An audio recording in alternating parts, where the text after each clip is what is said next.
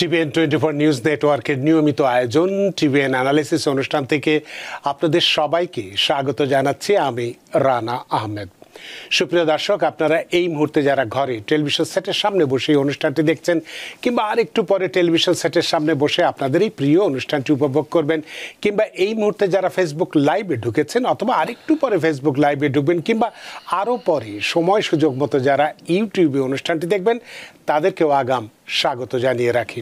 সুপ্রিয় দর্শক, আজকে আমরা ইমিগ্রেশন নিয়ে কথা বলবো। ইমিগ্রেশনের খুব ভালো বিষয় আজকে আমরা নির্ধারণ করতে পারিনি, খুব কষ্টের, দুঃখের, বেদনার এই বিষয়টি আজকে আমরা আলোচনা করব যে বাংলাদেশি সহ হাজার হাজার গ্রিন কার্ডধারীকে আমেরিকা থেকে বহিষ্কারের নোটিশ পাঠিয়েছে ইউএসসিআইএস।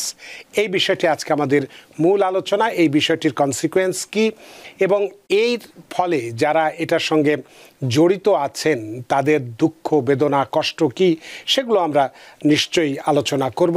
সুপ্রিয় দর্শক, এর বাইরেও আজকের বিষয় বা ইমিগ্রেশন সংক্রান্ত যে কোনো বিষয়ে আপনাদের প্রশ্ন থাক না কেন, সেই প্রশ্নগুলো করবার জন্য আমাদের টেলিভিশন স্ক্রিনে যে টেলিফোন নম্বরটি ভেসে উঠেছে, তারপরেও আমি বলে দিচ্ছি 646-307-9828 এই নম্বরে ফোন করতে পারেন, কিংবা যাদের ফোন করতে একান্তই অসুবিধা হয় তারা আমাদের ফেসবুকেও প্রশ্ন রাখতে পারেন। আমরা সবগুলো প্রশ্নের উত্তর দেবার চেষ্টা করব এবং ইত্যকার এই সমস্ত বিষয়ে আলোচনা করবার জন্য আমাদের স্টুডিওতে উপস্থিত হয়েছেন আমাদের সকলের প্রিয়জন, প্রিয় মানুষ, প্রিয় মুখ, প্রিয় attorney Moin Chowdhury, ESQ, accident cases and medical malpractice, immigration বিশেষজ্ঞ, district leader at large Queens county এবং director American international bar association. স্বাগত প্রবাস বন্ধু অ্যাটর্নি মঈন চৌধুরী। ধন্যবাদ রানা ভাই, সুন্দর প্রস্তাবনা করার জন্য। আপনাকে অসংখ্য ধন্যবাদ যে আপনার সারা দিনের কর্মক্লান্তি উপেক্ষা করে আমাদের স্টুডিওতে উপস্থিত হয়েছেন। এবং আজকে খুব একটা দুঃসংবাদের বিষয়, এটা খুব সুখের খবর না। আজকে যে বিষয়টি নিয়ে আমরা আলোচনা করব, তো সেই বিষয়টি আলোচনা করার আগে যারা এটার ভুক্তভোগী এখনও হয়েছেন বা হবেন ভবিষ্যতে ধরে নিই, তাদের দুঃখ, কষ্ট, বেদনাটা কি হতে পারে একটু দর্শকদের সঙ্গে শেয়ার করে নিই। সুপ্রিয় দর্শক, কখনো কখনো একটা জীবন বদলে যায় এক টুকরো কাগজে লেখা কয়েকটি শব্দে। কেউ বলে সেটি নোটিশ টু অ্যাপিয়ার, কিন্তু কারো কাছে সেটাই মৃত্যুর মতো এক সংবাদ। ভাবুন তো, কেউ নিজের দেশ ছেড়েছেন কারণ সেখানে তার জীবন ছিল অনিরাপদ। কেউ পালিয়েছেন রাজনৈতিক প্রতিশোধের ভয়ে, কেউ হারিয়েছেন সব কিছু, তবুও বুক ভরা আশায় এসেছেন এই আমেরিকায়, যেখানে এই মানবিক দেশে, ন্যায়ের দেশে, সেই ল্যান্ড অফ ফ্রিডমের দেশে। এখানে এসে নতুন করে জীবন শুরু করেছেন, রাত দিন কাজ করে গড়ে তুলেছেন পরিবার, সংসার, ভবিষ্যৎ। সন্তানদের ভর্তি করিয়েছেন স্কুলে, স্ত্রী বা স্বামী পেয়েছেন নিরাপদ আশ্রয়। এই দেশের মাটিতেই স্বল্প সময়ের ব্যবধানে গড়েছেন আশা, স্বপ্ন। অবশেষে একদিন ডাকবাক্সের ভেতর পেয়েছেন সেই প্রতীক, একটি চকচকে প্লাস্টিক কার্ড, অতি প্রতীক্ষিত গ্রিন কার্ড। মনে হয়েছিল এবার সব কষ্টের অবসান হলো, আমি এখন নিরাপদ। কিন্তু আজ সেই নিরাপত্তার ভিত্তিটাই কাঁপছে। জানতে পেরেছেন প্রেসিডেন্ট ট্রাম্পের অভ্যন্তরীণ দুর্বৃত্তদের কবল থেকে আমেরিকানদের রক্ষা শীর্ষক নির্বাহী আদেশ জারির পর হাজার হাজার গ্রিন কার্ডের কার্যকারিতা স্থগিত করা হয়েছে। পাঠানো হয়েছে বহিষ্কারের নোটিশ, অফিসে হাজির হওয়ার নোটিশ। অভিযোগ, কেউ কেউ মিথ্যে তথ্য দিয়েছেন, কেউ কেউ অ্যাজাইলাম আবেদন করেছিলেন ভুল বা ভুয়া তথ্য দিয়ে। কিন্তু প্রশ্ন হচ্ছে, সত্যি কি সবাই অপরাধী, নাকি এই প্রক্রিয়ার ভেতরে লুকিয়ে আছে হাজারো নিরপরাধ মানুষের চোখের জল, অব্যক্ত কষ্ট আর এক টুকরো স্বপ্নের মৃত্যু? এক মা যিনি যুদ্ধ বিধ্বস্ত দেশে তার 2 সন্তানকে রেখে এসেছিলেন, ভেবেছিলেন একদিন তাদের নিয়ে আসবেন এখানে। আজ সেই মা জানেন না কাল তিনি আদৌ এই মাটিতে থাকবেন কিনা। এক বাবা যার ছেলে মাত্র স্কুলে ভর্তি হয়েছে, আজ কাজ থেকে ফিরে কাঁপা হাতে খুলছেন ডাকবাক্স, দেখতে পাচ্ছেন সাদা খামে লেখা কিছু অক্ষর, নোটিশ টু অ্যাপিয়ার। সেটি শুধু একটি চিঠি নয়, সেটি যেন পুরো জীবনের আশা ভরসা কেড়ে নেওয়ার এক নির্দেশ। তাহলে প্রশ্ন হলো, এই নোটিশগুলোর পেছনে আসল সত্যটা কি? সত্যি কি হাজার হাজার মানুষ মিথ্যে তথ্য দিয়েছিলেন, নাকি এটি এক নতুন নীতি যার আঘাতে নিরপরাধরাও পড়ছেন বিপদে? আজকের আলোচনায় আমরা জানতে চাইব আইন কি বলে, কারা আসলে এই ঝুঁকিতে আছেন? এবং সবচেয়ে বড় প্রশ্ন, মানবিক দিক থেকে আমরা কি ভুলে যাচ্ছি যে অ্যাসাইলামের মাধ্যমে আশ্রয় চাওয়া কোনো অপরাধ নয়, বরং এক ভয়াবহ পরিস্থিতির শেষ আশ্রয়, শেষ ঠিকানা? আজকের অনুষ্ঠানে আমরা কথা বলবো বাস্তবতা, মানবতা আর ভবিষ্যতের দিক নির্দেশনা নিয়ে। এখন সময় এসেছে কথা বলার, শোনার, বোঝার, কারণ তাদের মাঝেই হয়তো আছেন আপনার বন্ধু, আপনার প্রতিবেশী, আপনার আমার সহকর্মী। আর আজকের এই আলোচনায় আমাদের সাথে আছেন এমন একজন অভিজ্ঞ ইমিগ্রেশন অ্যাটর্নি, যিনি দেখেছেন শত শত বাস্তব কেস, জানেন আইনের ভেতরের গল্প, জানেন মানুষের চোখের জল আর মিথ্যের দাম। তিনি আমাদের জানাবেন এই অবস্থায় কিভাবে নিজেদের অধিকার রক্ষা করা যায় এবং কিভাবে এক অন্ধকার ভয়ের ভেতর থেকেও আলো দেখা যায়। কারণ এই দেশ, এই মাটি, এই আমেরিকা কেবল আইনের নয়, এটি মানবতার দেশও। আর মানবতার সেই মূল্যবোধই আমাদের আলোচনার মূল মন্ত্র। তাই যেখানেই ভয়, সেখানেই ন্যায়ের আলো জ্বালিয়ে দিই। তো চলুন দর্শক, আজকের মূল আলোচনায় ফিরে যাই। বাংলাদেশি সহ হাজার হাজার গ্রিন কার্ডধারীকে আমেরিকা থেকে বহিষ্কারের নোটিশ পাঠিয়েছে ইউএসসিআইএস এবং এর কনসিকুয়েন্স কি? অ্যাটর্নি মঈন চৌধুরী, আমি আজকের বিষয় এবং এই বিষয়ের যারা ভুক্তভোগী হতে যাচ্ছেন তাদের মনের অবস্থা কি হতে পারে বা বাস্তব অবস্থাটা কি হতে পারে সামান্য একটু ব্যাখ্যা করেছি। হয়তো আমি যেটুকুন বলেছি অনেকে মনে হতে পারে কল্পনা, কিন্তু বাস্তবতা কল্পনার থেকেও অনেক বেশি কঠিন। তাই প্রথমে এই বিষয়টির উপরে আপনার কাছে যে প্রশ্নটি আমি করতে চাই সেটি হচ্ছে যে গত 28শে ফেব্রুয়ারি আপনারও আমারও সবারই মনে আছে প্রেসিডেন্ট ডোনাল্ড ট্রাম্পের অভ্যন্তরীণ দুর্বৃত্তদের কবল থেকে আমেরিকানদের রক্ষা শীর্ষক যে নির্বাহী আদেশ তিনি যা স্বাক্ষর করেছিলেন, সেই স্বাক্ষরের পর থেকে এই চলতি মাসের 27শে অক্টোবর অর্থাৎ আজ থেকে 3 দিন আগ পর্যন্ত হাজার হাজার মানুষকে দেখা যাচ্ছে যা তাদের যারা গ্রিন কার্ড পেয়েছিলেন এরকম অনেকেই তাদের গ্রিন কার্ডকে স্থগিত রাখা হয়েছে এবং তাদের বিরুদ্ধে এনটিএ নোটিশ জারি পাঠানো হয়েছে। এর মধ্যে কয়েক হাজার বাংলাদেশে আছে বলেও আমরা খবর পেয়েছি। তো আপনার কাছে জানতে চাই যে কি কি কারণে ইউএসসিআইএস বা আইএস একজন স্থায়ী বাসিন্দা বা একজন গ্রিন কার্ডধারীর গ্রিন কার্ড স্থগিত এবং তাকে আমেরিকা থেকে বহিষ্কারের জন্য নোটিশ পাঠাতে পারে? আইনি প্রক্রিয়াটি কি বলে? ধন্যবাদ রানা ভাই, আপনি অনেক সুন্দর করে ব্যাখ্যা করেছেন। আপনার যে ভাবে ব্যাখ্যা করেছেন তার মধ্যে অনেক কিছু অলরেডি বলে ফেলেছেন। তো প্রথম প্রশ্নের উত্তর হচ্ছে কারা এই নোটিশ পাচ্ছেন। উত্তর হচ্ছে যারা গ্রিন কার্ড আছে বা গ্রিন কার্ড এখনো হয় নাই, যাদের কোনো সময় মিথ্যা তথ্য দিয়ে গ্রিন কার্ড পেয়েছে, যারা হয়তো কোনো কারণে ইনঅ্যাডমিসেবল ছিল, সত্যটা গোপন করে তারা গ্রিন কার্ড পেয়েছে, এবং যারা ধরেন কোনো রাজনৈতিক দলের আশ্রয় বলেছে, ওই রাজনৈতিক দল তারা কোনো সময় করে নাই। দেখা যায় অনেকে বর্তমান স্রোতের সাথে মিশে রাজনৈতিক দলটা চুজ করে। দেশে হয়তো সে অন্য রাজনৈতিক দলের সক্রিয় একটা মেম্বার ছিল, কিন্তু এখানে এসে শুধুমাত্র অ্যাসাইলাম প্রাপ্তির জন্য তার রাজনৈতিক পট পরিবর্তন করার কথা বলে। এবং এই সব ক্ষেত্রে তারা বর্তমানে যেটা হচ্ছে, অনেকেই নোটিশ পাচ্ছে এবং পাবে। কখন পাচ্ছে? র্যান্ডমলি তারা পাচ্ছে, অথবা অনেকের দেখা যাচ্ছে তাদের হয়তো সিটিজেনশিপের জন্য অ্যাপ্লাই করছিল, এই সময় তারা প্রসেসে দেখতে পাচ্ছে যে লোকের যা তারা কিন্তু ব্যাকগ্রাউন্ড চেক আগে যা করে নাই, এখন একটু বেশি ব্যাকগ্রাউন্ড চেক করছে। ব্যাকগ্রাউন্ড চেক করতে যে দেখা যায় একটা ভদ্রলোক হয়তো সে কোনো এক সময় সে হয়তো আওয়ামী লীগের সদস্য ছিল বা বিএনপির সদস্য ছিল। তো আমেরিকায় আসার পর সে হয়তো, আমি এক্সাম্পল দিচ্ছি, ডোন্ট টেক ইট আদারওয়াইজ, মানে আসার পর সে হয়তো করতেছে কি এলডিপিতে সে অথবা জাতীয় পার্টিতে সে অ্যাসাইলাম উইন করে গ্রিন কার্ড তার হয়ে গেছে বা হবে। এখন তার সোশ্যাল মিডিয়াতে যখন তারা ঢুকছে দেখতে পাচ্ছে সেই লোকটা তো অনেক বছর যাবত আওয়ামী লীগের সদস্য, কিন্তু এগুলা আসে নাই। এখন তারা এমনভাবে খুঁজে খুঁজে বের করে, যেটা আপনি হয়তো ভুলে গেছেন কিন্তু সরকার এটা ভুলে নাই। অনেকেই মনে করে যে আমি যা একবার বলছি আমি ভুলে গেছি, তারাও ভুলে যাবে না। আপনি ভুলে যেতে পারেন, রেকর্ড কিন্তু থেকে যায়। ওইসব ব্যক্তিরা কিন্তু ঝুঁকির মধ্যে আছে, এবং তাদেরকে শুধু অ্যাসাইলাম না, বিয়ের ক্ষেত্রে মনে করেন কেউ হয়তো বউ ছিল বাংলাদেশে, এইখানে সে ডিভোর্স কোনো রকম দিয়েই সে এখানে একটা বিয়ে করে ফেললো। তখন দেখা গেল যে তার বউ যে ছিল বাংলাদেশে, সে হয়তো বা স্বামী ছিল বাংলাদেশে, সেটা অস্বীকার করেছে। এখন তারা কাগজপত্র বা ডকুমেন্টে দেখতেছে সেটা প্রপারলি ডিভোর্সই হয় না, সে সত্যটা গোপন করেছে।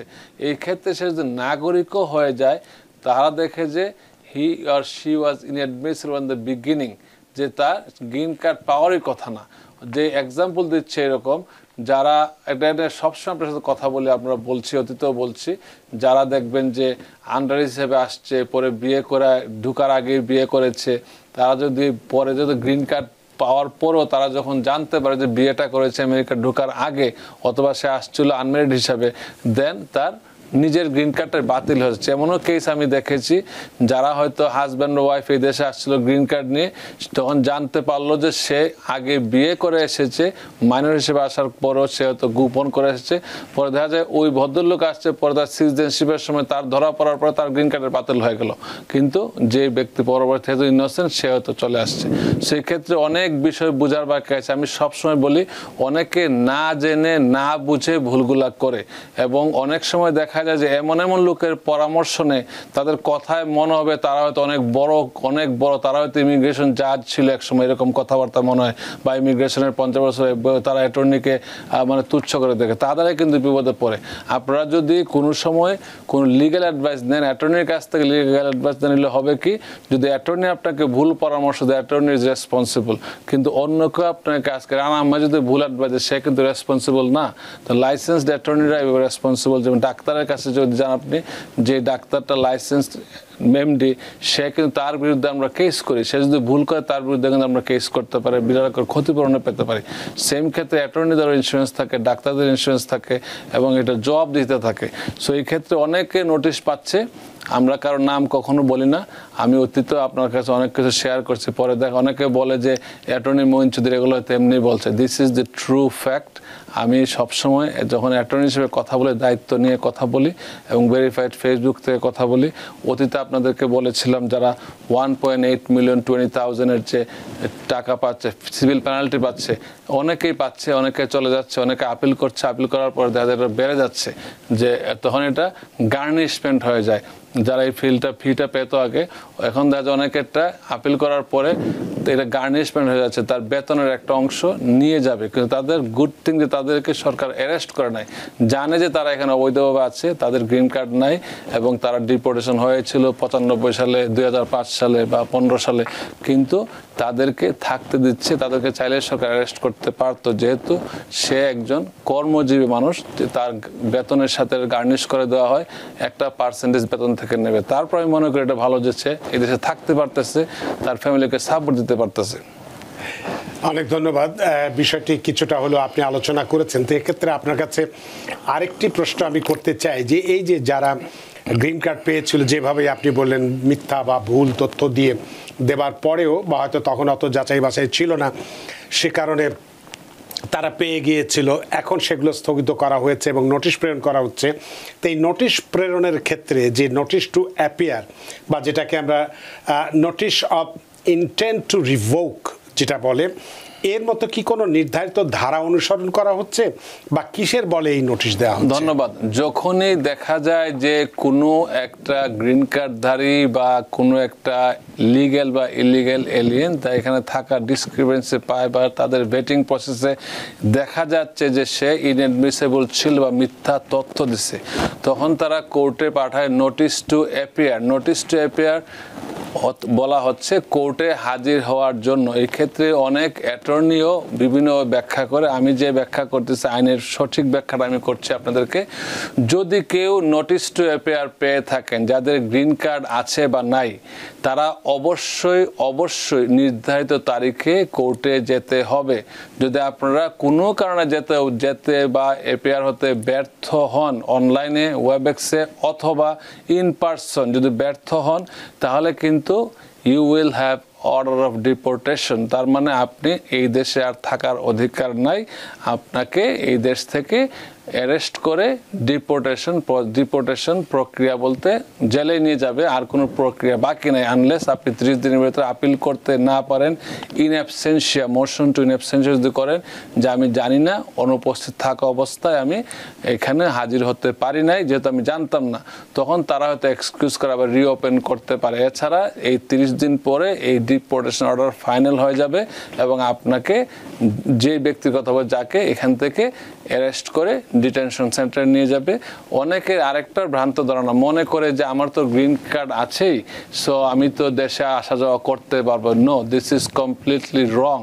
যদি কেউ নোটিশ টু অ্যাপিয়ার পায়, যাদের গ্রিন কার্ডও হাতে আছে, তাদের গ্রিন কার্ড ফিজিক্যাল কার্ড থাকতে পারে, কিন্তু অফিসিয়ালি কার্ডটা কিন্তু আর কার্যকর না, আমেরিকার ভিতরেই কার্যকর। যে আমেরিকার যখনই কেউ নোটিশ টু অ্যাপিয়ার কোর্টের ডেট থাকে, সে যদি দেশের বাইরে যায় উইদাউট কোর্ট অর্ডার এবং কোর্টের পারমিশন ছাড়া, তখন কিন্তু তার অটোমেটিক তার হয়ে যায়, ডিপোর্টেশন অর্ডার হয়ে যায়। এটা অটোমেটিক অ্যাবান্ডেন্ট ডিপোর্টেশন ধরা হয় এবং তাকে এয়ারপোর্টে আসার সময় গ্রেফতার করতে পারে, সরাসরি ডিটেনশনে নিতে পারে, ঢুকতে দিতে সরকার বাধ্য না। এটা খুব খেয়াল করবেন, আপনাকে সতর্কতা থাকবেন। সবসময় বলি আইন জানুন, আইন মানুন। যদি মনে করেন যে আমি চলে গ্রিন কার্ড, তো আমার ফিজিক্যাল গ্রিন কার্ড আছে, আমি কেন যাবো না, অবশ্যই যাবো, অবশ্যই। আপনার হাতে গ্রিন কার্ড থাকতে পারে, কিন্তু সিস্টেমে এটা আপনি ডিপোর্টেশনের প্রসিডিংয়ে চলে যাচ্ছেন, ডিপোর্টেশনের প্রসিডিং অলরেডি আসেন, সেই ক্ষেত্রে আপনার কিছু করার নেই।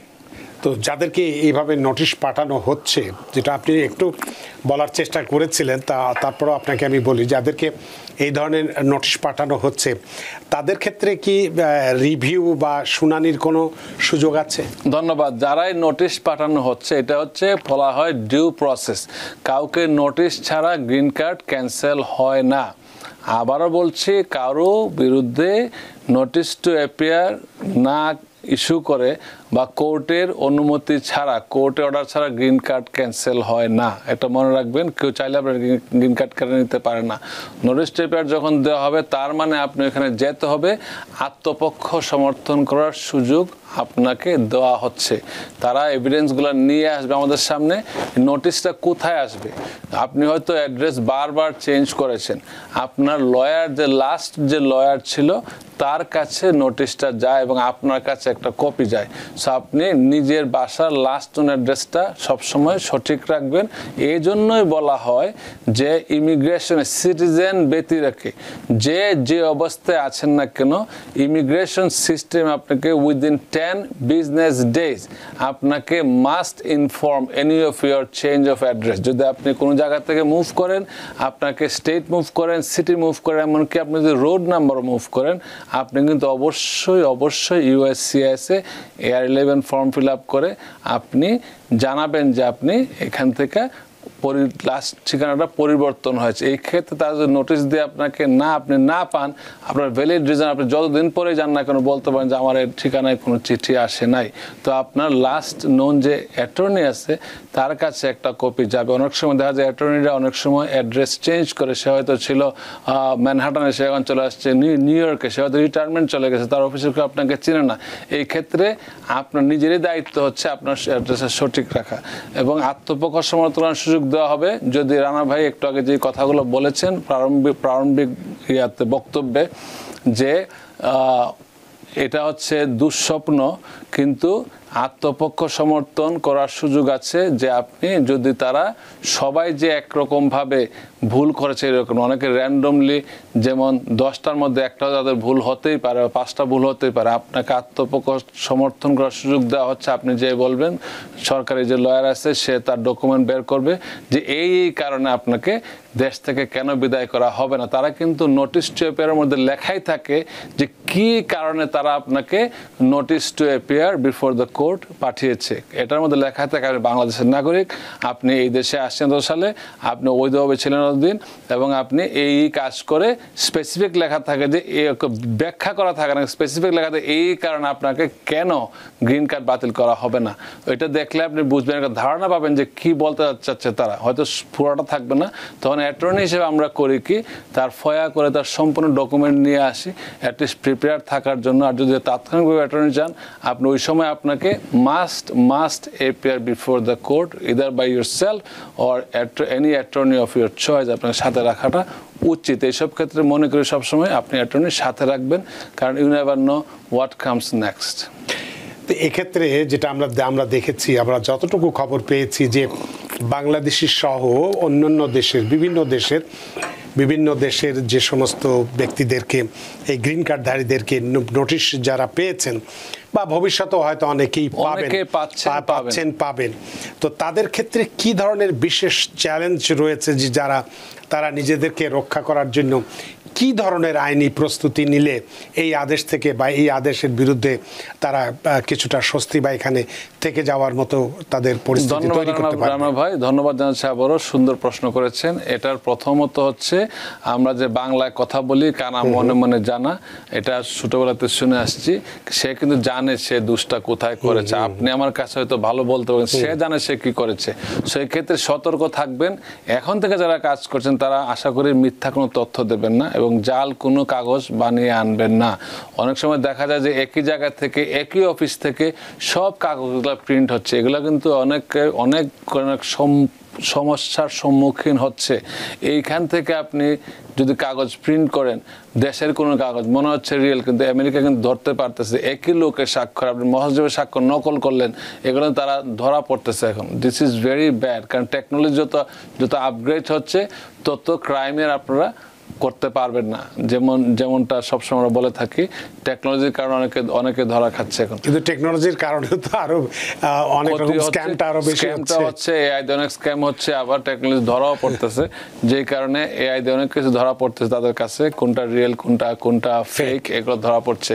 সো যেই কথাটা আপনি ছিলেন যে তাদের করণীয় কি, প্রথমত চ্যালেঞ্জ হচ্ছে তারা কিভাবে এই প্রথম ডেটটাকে বলা হয় মাস্টার হিয়ারিং, কিভাবে তার অন্যান্য কেসের মতোই যারা আপনার অ্যাসাইলাম ফাইল করে অথবা বিয়ের কেস নেওয়ার পরে কোর্টে যায়, সেম প্রসেসটা একটা মাস্টার হিয়ারিং দিয়ে প্রথম হিয়ারিংটাতে। এই হিয়ারিং এর ডেটে আপনারা যাবেন, যাওয়ার পর অ্যাটর্নি নিয়ে গেলে সবচেয়ে ভালো। তখন জাজে বলবে যে রিড দ্য চার্জেস, তার বিরুদ্ধে কি কি অভিযোগ আনা হয়েছে শোনাবে। শোনানোর পরে সে হয়তো নট গিলটি নট রেসপন্সিবল বলবে, সাথে এটা অ্যাডমিট করতে পারে, ডিনাই করতে পারে, ডিপেন্ড করে সিচুয়েশনের উপর। এই ক্ষেত্রে আপনাদের উচিত হবে যদি আগের কোনো অ্যাটর্নি থাকে ফাইলটা নিজের কাছে নিয়ে আসা এবং একটু রিভিউ করা আপনার কী ধরনের প্রশ্নের সম্মুখীন হতে পারেন। Then you will have a chance for individual hearing, ট্রায়ালের চান্স পাবেন। ট্রায়ালে গেলে আমরাই আপনাকে বলতে পারবো কোথায় আপনি ভুল করেছেন, কী প্রশ্ন আসতে পারে। এবং যদি কারো কোয়ালিফাইড পিটিশন থাকে, যদি কারো ধরেন এখানে গ্রিন কার্ড পাওয়ার পরে আপনি হয়তো 5 বছরের গ্রিন কার্ড পেয়েছেন, কোন আপনার নাগরিক হন নাই এবং আপনার ছেলে মেয়ে হয়তো সিটিজেন হয়ে গেছে, এই ক্ষেত্রে ওয়াইফ সিটিজেন হয়ে গেছে, this is the plus point. আপনার ওয়াইফ সিটিজেন হয়ে থাকলে বা ছেলে মেয়ে কেউ যদি 21-এর উপরে সিটিজেন আছে, তারা কিন্তু আপনাদের আবার নতুন করে অ্যাপ্লাই করতে পারে। এবং এই ক্ষেত্রে দেখবে আপনি কতটুকু গুরুতর অপরাধ করেছেন, এটা কি ওয়েভ করার মতো কিনা। এই ক্ষেত্রে ওয়েভারের ফাইল করা যেতে পারে, তবে ইউ নিড গুড অ্যাটর্নি। আমরা সবসময় এগুলো হেল্প করে থাকি এবং ইউনিট আপনারা যখন এইসব কাজে আসেন তখন চিন্তা করেন কত টাকা লাগবে, এই লাগবে, সে কেউ একটু সামান্য কম টাকা বললে আপনি চলে যান এখানে, তারপরে সস্তার 3 অবস্থা যেরকম হয় আর কি। So you need somebody who care about you, who care about your case. অনেক ধন্যবাদ। তো আরেকটি প্রশ্ন আমি করতে চাই আপনাকে, যে এই ধরনের প্রক্রিয়া যেটা চলছে, এই যে নোটিশ বা দেওয়ার, এটা কি শুধু এই নির্ধারিত অপরাধী যাদেরকে আমরা যাদের এই গ্রিন কার্ডটা স্থগিত করা হয়েছে বা তাদের উপরে শুধু প্রয়োগ করা হচ্ছে, নাকি তা আরও বড় পরিসরে, অর্থাৎ যারা অ্যাসাইলাম আবেদন করেছেন তাদের ক্ষেত্রেও এই খড়গ নেমে আসতে পারে? ধন্যবাদ ভাই। এটা কার ক্ষেত্রে হচ্ছে বলি, যা এমপ্লয়মেন্ট বেসড ইমিগ্রেশন, যারা আপনার জব নিয়ে আমেরিকায় আসছে, জব হয়তো ছিলই না, কারণ আমরা জানি একটা জবের জন্য আপনার যদি টিবেনে আজকে লোক প্রয়োজন হয়, আপনি কি অ্যানকর একজন 2 বছর অপেক্ষা করবেন, 2 বছর পর একজন অ্যানকর যোগ দেবে, টিবেন কি বন্ধ রাখবে একজন জন্য?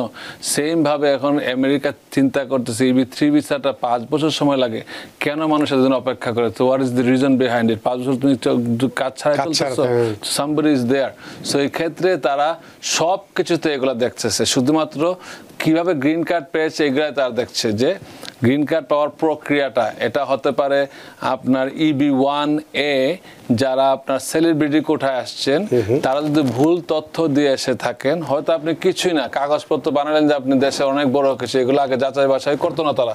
আপনি একই জিনিস আপনি বারবার কপি দিচ্ছেন, TVN 24 অ্যাওয়ার্ড দিচ্ছেন, দেখা যাচ্ছে একই লোকে একই জায়গা থেকে সব প্রোডাকশন হচ্ছে, 24 অ্যাওয়ার্ড যাচ্ছে। সো এগুলো হচ্ছে কি তারা সব দেখছে এখন, এগুলা কি এগুলো যদি ফ্রড ডকুমেন্ট হলে পার্মানেন্টলি ব্যান, আপনাকে আর কখনো আমেরিকায় সুযোগ দেবেন আনলেস আপনার কোয়ালিফাইড ওয়েবার থাকলে, ওয়েবারটা তখন খুব একটু কঠিন হয়ে যায়। তো আপনাকে যা বলছিলাম, স্টুডেন্ট ভিসা হতে বা ফ্রড ডকুমেন্ট দিয়ে থাকলে, ইমিগ্রেন্ট ভিসার ফ্রড ডকুমেন্ট দিয়ে থাকলে, অ্যাসাইলামের ফ্রড ডকুমেন্ট দিয়ে থাকলে, আপনি ট্যুরিস্ট ভিসার ফ্রড ডকুমেন্ট দিয়ে থাকলে, employment base EB1, EB2, EB5 যত কিছু প্রিভিলেজ আপনারা পাচ্ছেন, যে জায়গায় ফ্রড ডকুমেন্ট দেওয়া হয়ে থাকে না, কারণ অনেকে মনে করেন আমি তো নাগরিক হয়ে গেছি আর কোনো সমস্যা নাই। যদি আপনি নাগরিকও হয়ে যান, এটা কিন্তু নাগরিকত্ব ক্যান্সেল করার ক্ষমতা সরকারের নাই, অনলি ফেডারেল ডিস্ট্রিক্ট কোর্ট নোটিশের মাধ্যমে করতে পারে। ডিন্যাচারালাইজেশন প্রসেস ছাড়া নাগরিকত্ব কোনো সময় বাতিল করা যায় না, আনলেস যদি এই নামে কেউ ডিপোর্ট হয়ে না থাকে। ধরে কারণ আপনি রফিক আহমেদ নামে ডিপোর্ট হয়েছে একজন, আর আপনি শফিক আহমেদ চলে আসলে, একই লোক রফিক আহমেদ, এগুলো শফিক আহমেদ, তারা বললো শফিক আহমেদ যার ডিপোর্ট হয়েছে তারা ডিপোর্ট করে দিচ্ছি। বাট আমরা ভাবি কি সে আমেরিকার নাগরিক তো সে নাই, কারণ সে তো নাগরিক হওয়ার যোগ্যতা অর্জন করে না। এছাড়া এইসব ডকুমেন্ট ফ্রডের কারণে যদি কাউকে ডিন্যাচারালাইজ প্রসেস ছাড়া ডিন্যাচারালাইজেশন করা যাবে না ফেডারেল ডিস্ট্রিক্ট কোর্টে। আমি আপনাকে অতীতে বলেছি, অতীতে অনেক কেস হচ্ছে, এগুলো আপনাদের নিউজে আসে না, যারা ডিন্যাচারালাইজেশন প্রসেসে যাচ্ছে এগুলো ফেডারেল ডিস্ট্রিক্ট কোর্ট নোটিশ দিয়ে, তারপরে এইসব যারা তারা যখন প্রসেস করে বা প্রসিড করে, they have all the evidence. আপনি না করার কেসে বাংলাদেশ না যে খুনের মামলা দিয়ে দিল একটা, আপনি ছিলেন না বাংলাদেশে, এইরকম না। তারা যখন প্রসিড করে ওদের criminal case, they have all the evidence, তখন ক্লায়েন্ট দুঃস্বীকার করতে বাধ্য হয়ে যায় অটোমেটিক। তার লেখা, তার সাক্ষ্য করা, তার সব কিছু করা, কি ডিনাই করবে। আরও প্রশ্ন আছে আপনার কাছে, সেগুলো পরে করব। দর্শক অনেকক্ষণ অপেক্ষা করছেন। তার আগে ফেসবুক থেকে একটি কোশ্চেন নিয়ে আমরা টেলিফোনে যাব। তহুরা চৌধুরী তিনি বলছেন, I have applied for asylum in May 2025, মানে কয়েক মাস আগে, and got interview on July 2025, but still my result is pending. Is it normal procedure for asylum? ধন্যবাদ, এটা খুবই নর্মাল প্রসিডিউর ফর অ্যাসাইলাম, কিন্তু আপনার সবার সতর্কতার জন্য বলছি, এখন যারা আমরা অ্যাসাইলাম ফাইল করতেছি এটা কিন্তু ডেটটা কুইক চলে আসে, অ্যাটলিস্ট 1 মান্থ 2 মান্থের মধ্যে ডেট চলে আসে অনেকের ক্ষেত্রে, আবার অনেকেরটা এখনও কিন্তু সবার যে আসে এরকম না, অনেকেরটা কিন্তু পরে আসে। সেই ক্ষেত্রে আপনাকে মানসিকভাবে প্রস্তুত থাকতে হবে যে বর্তমানে যারা অ্যাসাইলাম ফাইল করবেন আপনাকে হয়তো সহসা একটা ইন্টারভিউ দিতে হতে পারে, এবং একটা মানসিকভাবে প্রস্তুত থাকতে হবে, কিছু ডকুমেন্ট একটু প্রিপেয়ার্ড হয়ে করবেন। অন্যের শোনা কথায় বা শোনা লেখা যে অন্যের বললাম আমি শুনলাম যে ভাই এটা হবে, কেউ করে দেবে এরকম, নিজেরটা নিজেই একটু বোঝার চেষ্টা করবেন ফাইলে কি আছে এবং আপনি কি লিখছেন। যদি নিজের মন থেকে না আসে, একজন লিখে একই জিনিস আপনি কারো কাছে গেলেন সবারটা সে লিখতেছে, এগুলা কিন্তু ডিপোর্টেশনের একটা উৎকৃষ্ট কারণ হচ্ছে এগুলা। তারা স্যাম্পল দেখলে বুঝতে পারে এই লোকটার এই কাজগুলা করছে। অনেক ধন্যবাদ প্রিয় দর্শক, আশা করি আপনার প্রশ্নের উত্তর পেয়েছেন। আমরা একটু টেলিফোনে যাই। সুপ্রিয় দর্শক, কে আছেন টেলিফোনে? দয়া করে নাম পরিচয় দিয়ে আপনার প্রশ্নটি করুন। আসসালামু আলাইকুম। আসসালাম। আমি স্যারের কাছে একটা প্রশ্ন করতে চাইছিলাম। কি জি করুন। মানে আমি অক্টোবরের 2 তারিখে কেস উইন করছি, বুঝছেন? জি। তো এখন সরকারি উকিল মনে সম্ভবত আপিল করতে 27 তারিখে, আমি এখন দেখতে পাচ্ছি। এখন আমার কেস ট্রান্সফার হয়ে ভার্জিনিয়া গেছে, তো এখন আমি কি করতে পারি?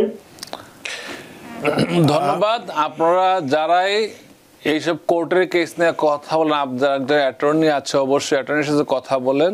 তো আপনার করার কিছুই নাই, যদি তারা আপিল করে আপনাকে আপিলের তারা ব্রিফ দেবে, আপনার ব্রিফ দিতে হবে আপিলের। এটা চিরাচরিত নিয়ম, আপনাকেও করতে হবে। আপনার অ্যাটর্নির সাথে কথা বলবেন, অথবা যদি অ্যাটর্নি আপনার পছন্দ মতো না হয়, you can change your attorney any time. অনেক ধন্যবাদ প্রিয় দর্শক, আশা করি প্রশ্ন উত্তর পেয়েছেন। সুপ্রিয় দর্শক, কে আছেন টেলিফোনে? দয়া করে নাম পরিচয় দিয়ে আপনার প্রশ্নটি করুন। আসসালামু আলাইকুম। আসসালাম। আমার প্রশ্ন হচ্ছে, আমার নাম হচ্ছে একরামউদ্দিন। জি। জামাইকা থেকে কল করছি। জি। তো আমার প্রশ্ন হচ্ছে 2021-এ আমি বর্ডার ক্রস করে ইউএসএ তে ঢুকি। জি। 2024-এ আমি আন্ডার 18 কেস অ্যাপ্রুভ হয়, তারপরে 3 মাস পরে I-360 অ্যাপ্রুভ হয়। এখন আপনার অনেকদিন থেকে অপেক্ষা করতেছি গ্রিন কার্ড এটাই করবো, তো এটার প্রসেস কি, কতদিন অপেক্ষা করতে হবে? ধন্যবাদ। এটা একটা ব্যাকলগ আছে, আপনি আপনার অ্যাটর্নির সাথে কথা বলেন, সে আপনাকে যখন টাইম হবে তখনই সে বলে দেবে, তার জন্য অ্যাপ্লাই করবেন। ওকে, এখানে ভয়ের কিছু নাই, আপনি যদি অ্যাপ্রুভ হয়ে থাকে ইউ আর সেফ, আপনি জাস্ট অপেক্ষা করেন। অনেক ধন্যবাদ ইকরামউদ্দিন আপনার প্রশ্নের জন্য। সুপ্রিয় দর্শক, কে আছেন টেলিফোনে, দয়া করে নাম পরিচয় দিয়ে আপনার প্রশ্নটি করুন। আসসালামু আলাইকুম, আমার নাম মোশাররফ হোসেন, আমি বুকিং থেকে বলছি। আমাকে জানার করছেন, কেউ যদি অ্যাসাইলাম উইন করে এবং সে গ্রিন কার্ড পায়, সেই গ্রিন কার্ড নিয়ে কি বাংলাদেশে যদি যায় এবং সে পরবর্তীতে আবার আসে এবং আসা যাওয়া করে, এতে কি কোন রকম ব্যাড ইম্প্যাক্ট হতে পারে কিনা তার সিটিজেনশিপে অথবা গ্রিন কার্ডে? আরেকটা বিষয় হচ্ছে যে আপনি বলছেন যে অনেকে গ্রিন কার্ড ফিজিক্যালি কার্ড আছে বাট তাদের ইয়াগুলা মানে অফিস থেকে ওরা ক্যান্সেল করে দিচ্ছে, কোন সিচুয়েশনে এটা ক্যান্সেল করতে পারে যদি দুই একটা উদাহরণ দিতেন? অনেক ধন্যবাদ আপনার প্রশ্নের জন্য। এতক্ষণ যে আলোচনা করলাম তা আপনি শুনে থাকলে একটু রিওয়াইন্ড করে শুনবেন, তাহলে বুঝতে পারবেন কি নিয়ে আমরা কথা বলছি। অনেকক্ষণই আলোচনা আমরা করেছি।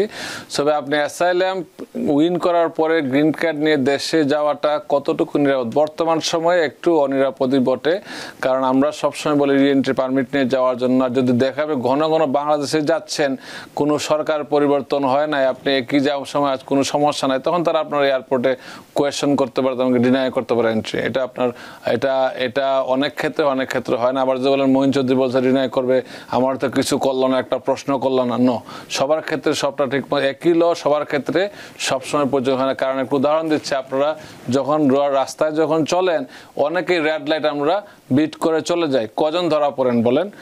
অফিসারের উপর ডিপেন্ড করে, অনেক সময় কোন অফিসার আপনাকে দেখছে, কিভাবে স্কুটিনি করছে, এটার উপর ডিপেন্ড করে। অনেক ধন্যবাদ। এবং সুপ্রিয় দর্শক, আপনার প্রশ্নের দ্বিতীয় অংশটি আজকে আমাদের মূল আলোচনার বিষয়। আপনি যদি অনুষ্ঠানটি পরবর্তীতে দেখেন তাহলে আপনার প্রশ্নের উত্তর পেয়ে যাবেন। আমরা একটু ফেসবুক থেকে প্রশ্ন নিয়ে আবার একটু টেলিফোনে যাব। সাইক মিয়া তিনি বলছেন, people who came with legal documents or someone bring them to USA and they are green card holders, are they going to have any problem? should not have any problem. আমি সবসময় বলি, যদি আপনারা সঠিকভাবে তথ্য দিয়ে আমেরিকা এসে থাকেন, ভয়ের কোনোই কারণ নাই। তবে যদি আপনারা মিথ্যা তথ্য দিয়ে এসে থাকে, এতে অনেক কথা চলে আসে।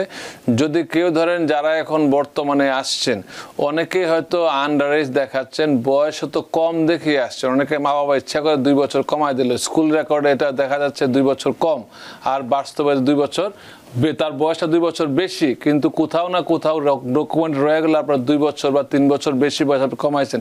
এই ক্ষেত্রে আপনি যদি দেখা যেত, প্রথমে তো ম্যাটেরিয়াল কিনা, যদি ম্যাটেরিয়াল ইস্যু হয়, ইউ আর ইন ট্রাবল। যদি ম্যাটেরিয়াল ইস্যু না হয়, কোনো সমস্যা নাই। যদি এক্ষেত্রে দেখা যায় যে আপনার 2 বছর বা 1 বছর কমায় দেওয়াতে আপনি আমেরিকা ঢুকতে পারছেন, 1 বছর বেশি দিলে আপনি হয়তো আসতে পারতেন না, then you made a material mistake. The material mistake যখন করেন আপনি, you are inadmissible from the beginning. আপনি নাগরিক হয়ে গেল, রিস্ক আপনার থেকে যায়। সেসব ক্ষেত্রে ডিসকাস না করাই ভালো। যদি আপনারা এরকম কোনো সমস্যায় পড়ে থাকেন, কারোর সাথে ভুলেও যে ভাই আমার তো একটা জন্ম তারিখ ছিল, আসলটা নকলটা বলবো, দেখা গেলো আপনার ক্ষেত্রে, সবার ক্ষেত্রে, আমার ক্ষেত্রে প্রয়োজন, যেহেতু আমরা বড় হিসেবে আসছি, আপনি তো ছোট হিসেবে আসছেন, আপনি দেখাচ্ছেন ছোট হিসেবে, আসলে আপনার বয়স ছিল বেশি, কোথাও না কোথাও পেয়ে যাবে। আপনরাই অনেক সময় আপনার ক্ষতি করার চেষ্টা করবে। সেই ক্ষেত্রে কারোর সাথে এইসব কথা, যে আমার আসল বলবো, বয়স নকল বলবো, এইসব কথা ভুলেও বলবো না। বয়স একটাই থাকে, তাহলে রিয়েল বয়স আপনার সার্টিফিকেট যে বয়স, ওইটাই আপনার বয়স, বাকি সব ভুলে যান। অনেক ধন্যবাদ শেখ সাইক মিয়া। ফাহাদ আল রহমান তিনি বলছেন, ফাহাদ আল Rahman, I own the case last April 2025. Still I didn't apply for green card. Still I am in danger. আবার প্রশ্নটা করেন। প্রশ্নটা হচ্ছে, I own the case last April 2025. Still I didn't apply for green card. Still I am in danger. না, আপনার কোনো danger নাই। আবারও বলছি, আমাদের প্রতিবাদ্য আজকের যে প্রারম্ভে যে কথাগুলো ছিল, মিথ্যা তথ্য, মিথ্যা ডকুমেন্ট, মিথ্যা অ্যাফিডেভিট, মিথ্যা সংবাদপত্রের কাগজ, মিথ্যা এমন কোনো অ্যাওয়ার্ড, এগুলো মিথ্যা কিছু না দিয়ে থাকলে, জালিয়াত কিছু না থাকলে ভয়ের কোনোই কারণ নাই। আপনি নিশ্চিন্তে থাকেন। তো অনেকে তবে যত দ্রুত সম্ভব তার গ্রিন কার্ডের জন্য অ্যাপ্লাই করা উচিত। সে যদি আমেরিকার ভিতরে থাকে দ্যাটস নট ইম্পর্টেন্ট, তার জন্য সে বুঝে, তার অবস্থানটা সে বুঝে। গ্রিন কার্ড অ্যাপ্লাই না করার কারণ হচ্ছে যদি গ্রিন কার্ডটা তার হয়ে যায়, তার ফ্যামিলি যদি মাইনর থাকে দেশে, তার বউ বা বাচ্চা, তারা কিন্তু আবার গ্রিন কার্ডটা কাটাকাটি চলে আসবে। এই জন্য তাদেরকে গ্রিন কার্ড অ্যাপ্লাই করে লেটে, কারণ তার বাচ্চা I-730 অটোমেটিক আর্লি চলে আসে, ওইটা একবারে খুব কারেন্টে চলে আসে। সো এই ক্ষেত্রে আবারও বলবো, আপনারা ভয়ের কোনো কারণ নাই। আপনি যদি আপনার ভয়ের কোনো কারণ নাই, মিথ্যা তথ্য না দিতে। অনেক ধন্যবাদ প্রিয় দর্শক আপনার প্রশ্নের জন্য। আলাউদ্দিন আলো, আপনার প্রশ্নটি আমি বুঝিনি, তাই উত্তর দিতে পারছি না, কি লিখেছেন ঠিক বুঝতে পারছি না। আপনি ভালো করে আপনার প্রশ্নটি করুন, নিশ্চয়ই উত্তর দেব। টেলিফোনে যাই। সুপ্রিয় দর্শক, কে আছেন টেলিফোনে? দয়া করে নাম পরিচয় দিয়ে আপনার প্রশ্নটি করুন। হ্যালো হ্যালো, আসসালামু আলাইকুম। আসসালাম। আমি নর্থ ক্যারোলাইনা থেকে বলছিলাম। জি, সর্বপ্রথমে আমি ধন্যবাদ দেব অ্যাটর্নি মঈন চৌধুরী এবং আরো কয়েকজন অ্যাটর্নি যারা আছেন, তারা এই সময় নতুন নতুন আইন হচ্ছে, তারা আমাদেরকে ফেসবুকে আপডেট দিয়ে সবসময় সহযোগিতা করছেন। জি, থ্যাংক ইউ। আমি তাদের ভিডিও নিয়মিত দেখি। জি, প্রশ্ন করুন। এখন আমার প্রশ্নটা একটু সম্পূর্ণ ভিন্ন। জি, আমি আমার হাজবেন্ডের জন্য এমপিসিতে দুইটা ফি এট দ্য সেম টাইমে দিয়ে দিয়েছি ভুলবশত। এখন এই ক্ষেত্রে অসুবিধা কি হতে পারে? অনেক ধন্যবাদ আপনার প্রশ্নের জন্য। তারা ফি নিয়ে থাকে, কোনো সমস্যা হবে না। আপনার কাছে যদি পেমেন্ট রিসিভ থাকে, ভয়ের কোনো কারণ নাই। ইনভয়েস অনুযায়ী পে করে থাকলে তারা নিশ্চয়ই এটা কারেন্ট হয়েছে, এই জন্য আপনাকে তারা পেমেন্টটা নিচ্ছে, এর ভয়ের কোনো কারণ নাই। অনেক ধন্যবাদ প্রিয় দর্শক আপনার প্রশ্নের জন্য। সুপ্রিয় দর্শক, কে আছেন টেলিফোনে? দয়া করে নাম পরিচয় দিয়ে আপনার প্রশ্নটি করুন। আসসালামু আলাইকুম, আমি আকাশ, জি, ভার্জিনিয়া থেকে বলতেছি। জি, আমি 2024 সালের মার্চে অ্যাসাইলাম মুভ করি। জি, তারপরে 3 মাস পরে অ্যাসাইলামের IIT 485 অ্যাপ্লাই করি। জি, এখন স্টিল আমাদের কেস পেন্ডিং আছে।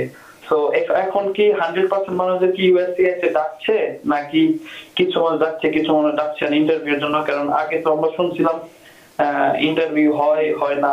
প্রথম দেখে শুনছিলাম ইন্টারভিউ খুবই কম হয়, বাট এখন ইন্টারভিউ হচ্ছে শুনলাম। তো এখন কি ইন্টারভিউ 100% মানুষের হচ্ছে? এটা আমার প্রশ্ন ছিল। অনেক ধন্যবাদ।